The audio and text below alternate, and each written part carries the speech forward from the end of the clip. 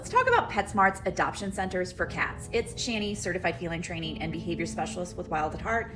I get comments like this and I'm confused. In one of my Petsmart videos where I'm talking about products, I mentioned how Petsmart is a multi-million-dollar company, if not billion-dollar company, and I really think that they should do better for cats. For those who don't know, Petsmart has their own nonprofit. It's called Petsmart Charity. So they have adoption centers in most, if not all, of their stores where shelters and rescues can bring cats and keep them there so they can get adopted. And I love that Petsmart does this because there are a lot of rescues that heavily rely on Petsmart to get cats adopted. I am a shelter worker. We have literally adopted thousands of cats through Petsmart. I'm not talking badly about the fact that they have adoption centers. What I am asking Petsmart to do, because again, they profit multi-million, if not billions of dollars, to do better for the cats that are at their stores up for adoption. There are two main things that I am asking of Petsmart. Number one, they drastically need to improve their cages and enclosures. Number two,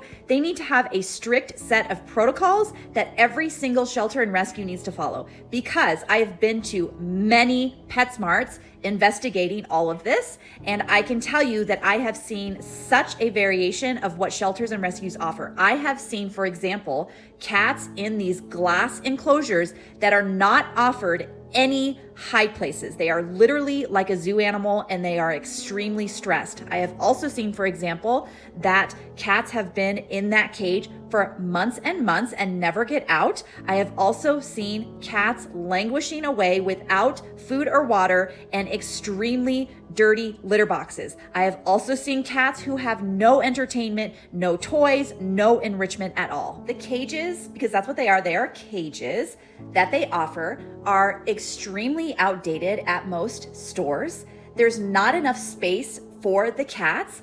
Most times, cats have to be in that cage 24/7. Are there some stores that have back rooms where the cats can go out for a few hours, if not during the day? Absolutely. But allowing the cats out is up to the shelter or rescue. And there are some shelters and rescues that do not let those cats out. Petsmart also has a protocol that says cats should not be there for longer than 30 days. However, that is not reinforced at all. The Petsmart that my shelter goes to is shared with another rescue. I use that term very lightly.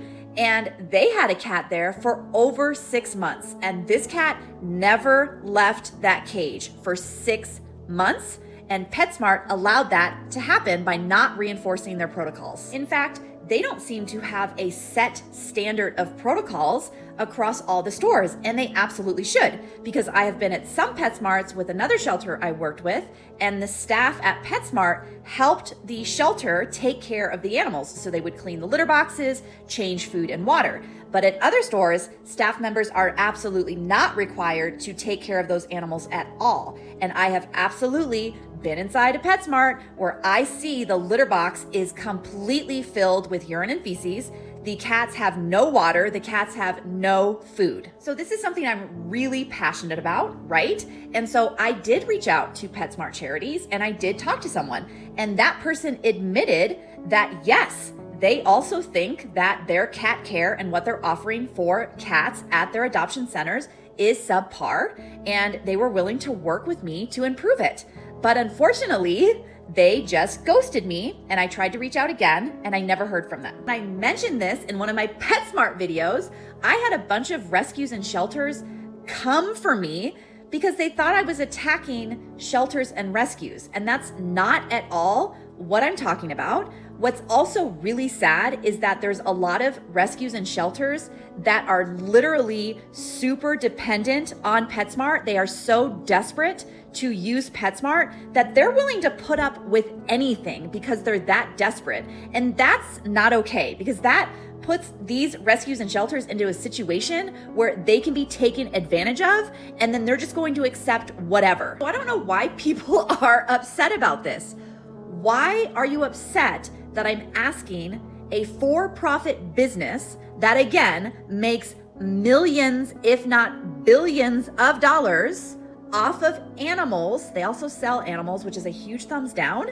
Why are you upset that I am asking, if not demanding, that they do better for the cats at their adoption centers, not to mention all of these sick and dying animals that they sell in their store. You want to know what else is super common at PetSmart? Cats getting sick. We struggled with keeping cats at PetSmart because every single time we would send a cat or kitten to PetSmart, they would 9 times out of 10 end up sick, especially if they have to stay there for more than a week. Another problem that people don't realize is that some rescues or shelters bring the cats to PetSmart every single day.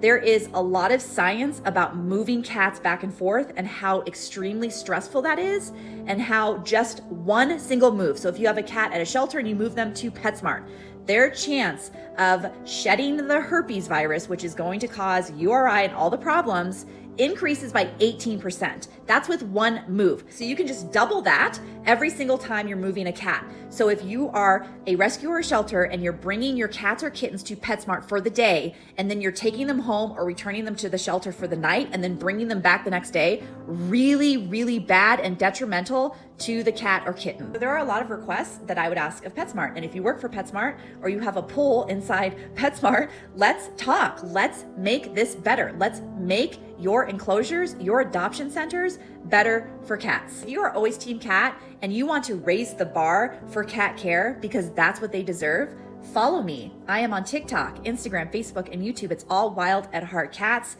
You can hire me for one-on-one consultations. It is all virtual.